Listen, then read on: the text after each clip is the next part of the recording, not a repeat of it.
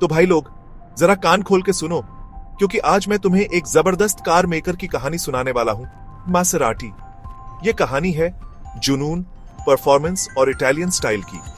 1914 में स्पेगेटी और सुपरकार्स के देश इटली में इसकी नींव रखी गई थी। एक ऐसा समय जब कारें सिर्फ एक साधन नहीं बल्कि एक सपना थी। ये कोई आम कार कंपनी नहीं थी, ये एक ऐसी कंपनी थी जो अपने हर मॉडल में आत्मा डालती थी। नहीं जी, मासेराटी एकदम अलग थी। ये कारें सिर्फ गाड़ियां नहीं बल्कि एक अनुभव थी। ये सब शुरू हुआ 6 मासेराती भाइयों से, जिनके अंदर एक जुनून था, स्पीड का भूख थी। अल्फिएरी, बिंडो, कार्लो, एट्टोरे, एर्नेस्टो और मारियो। अल्फिएरी, बिंडो, कार्लो, एट्टोरे, एर्नेस्टो और मारियो। ये नाम सिर्फ नाम नहीं बल्कि एक विरासत थे। परिवार में खूब सारे इंजीनियर है ना। ये लोग अपने काम में माहिर थे। ये लोग कोई मजाक नहीं कर रहे थे। हर एक कार में उनकी मेहनत और लगन झलकती थी। उन्हें बोरिंग गाड़ियां बनाने में कोई दिलचस्पी नहीं थी।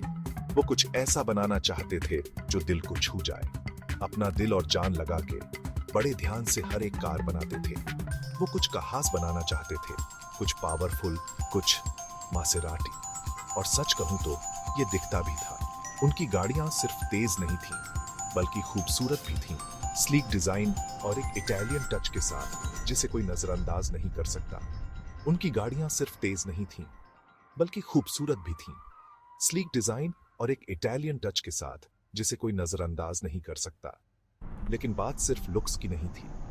मासेराती का मतलब था शुद्ध परफॉर्मेंस, मानो सोफिया लोरेन कार के रूप में। लेकिन बात सिर्फ लुक्स की नहीं थी। मासेराती का मतलब था शुद्ध परफॉर्मेंस।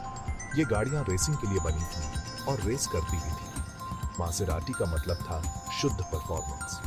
ये गाड़ियां रेसिंग के लिए बनी थी और रेस करती भी थी। शुरू से ही मासेराटी रेस जीत रही थी और सबका ध्यान खींच रही थी। शुरू से ही मासेराटी रेस जीत रही थी और सबका ध्यान खींच रही थी। जल्द ही उन्हें दुनिया की सबसे तेज और पसंदीदा कार बनाने वाली कंपनी के रूप में पहचाना जाने लगा। जल्द ही उन्हें दुनिया की सबसे तेज और पसंदीदा कार बनाने वाली कंपनी के रूप में पहचाना जाने लगा। और ऐसे ही दोस्तों, एक लेजेंड का जन्म हुआ।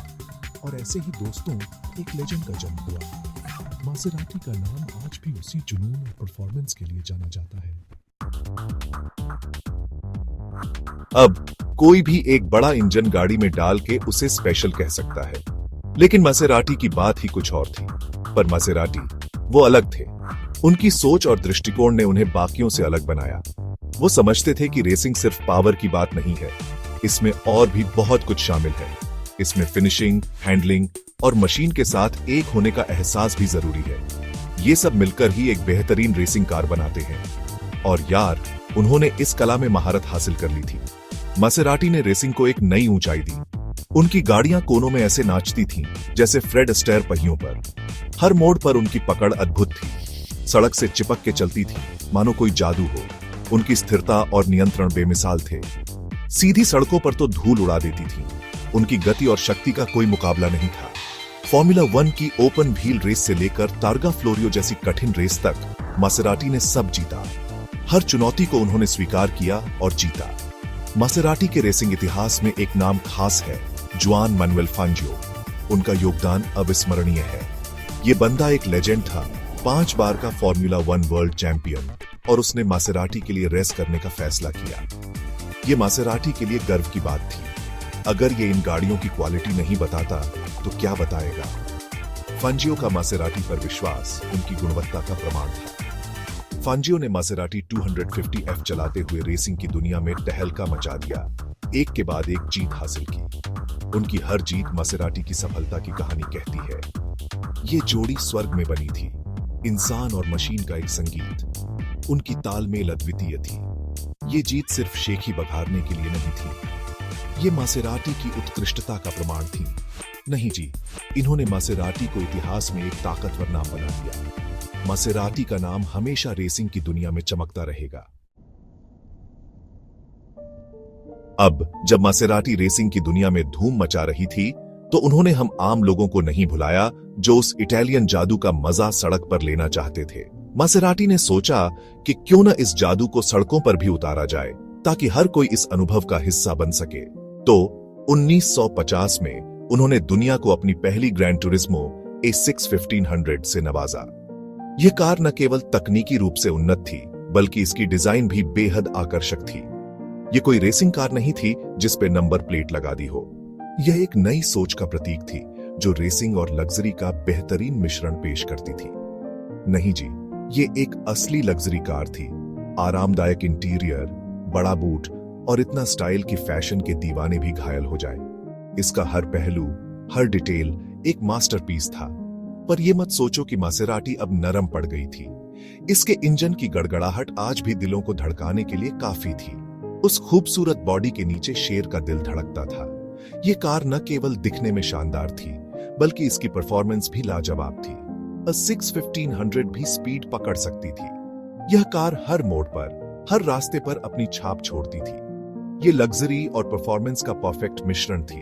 एक कार जो आपको स्टाइल में ओपेरा तक ले जा सकती थी और फिर रास्ते में फेरारी को धूल चटा सकती थी। यह एक ऐसी कार थी जो हर किसी का ध्यान खींच लेती थी। A6 1500 की सफलता ने मासेराटी के लिए एक नए युग की शुरुआत की।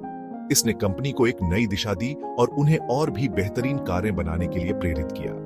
उन्होंने कार डिजाइन की सीमाओं को आगे बढ़ाना जारी रखा। ऐसी कारें बनाई जो पावरफुल होने के साथ साथ खूबसूरत भी थीं। मासेराटी ने हर बार कुछ नया और अनोखा पेश किया। आइकॉनिक 3500 GT से लेकर जबरदस्त गिबली तक, मासेराटी इटालियन लग्जरी और परफॉर्मेंस का दूसरा नाम बन गई। हर मॉडल ने अपनी एक अलग पहचान बनाई। ये सिर्फ कारें नहीं थीं, ये एक स्टेटमेंट थी। ये कारें आपके व्यक्तित्व को दर्शाती थी। मासेराटी का मालिक होना मतलब आप कामयाब हो। इसका मतलब है कि आपने जीवन में कुछ बड़ा हासिल किया है। मतलब आप जिंदगी की बेहतरीन चीजों की कद्र करते हो, सबसे अच्छा चाहते हो। मासेराटी का मालिक होना एक गर्व की बात है। और दोस्तों, यही विरासत आज तक चलती आ रही है। मासेराटी की हर कार एक नई कहानी कहती है, एक नई विरासत बनाती है।